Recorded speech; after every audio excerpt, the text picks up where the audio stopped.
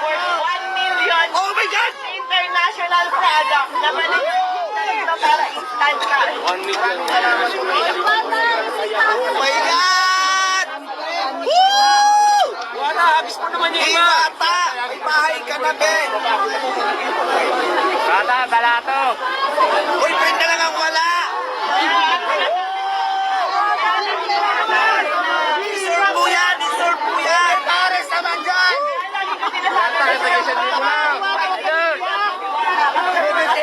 Nakatira lang kami noon natutulong sa kanya talaga ng pension sa Dambalong, Manila kung saan Bahay na lang. Mahal ka na, Jollibee! Oh my God, legit na legit ang 1 million!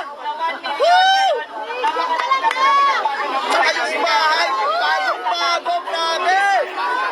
Woo! Saan ka ba?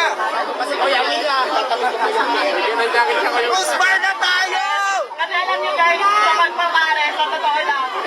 Oo, aminado ako, gaya-gaya ako. Ay, aminado ako. Okay lang yan. Kasi na-inspire ako talaga sa kanya, pero hindi para gawin siya kompetensya. Sa totoo lang, matagal na kami nagka-chat ni Diwata. Iiyak na yan! Iiyak na yan!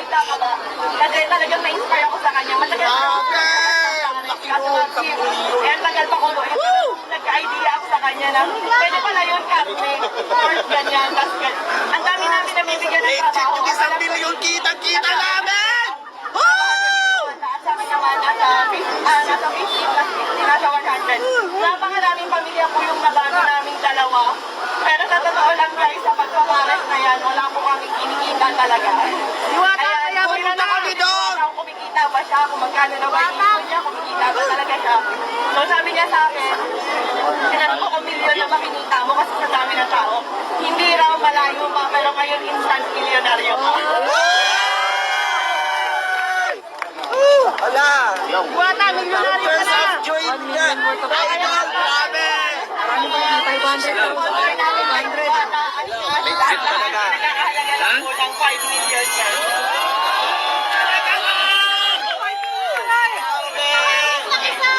Guys, thank you! Ready na ba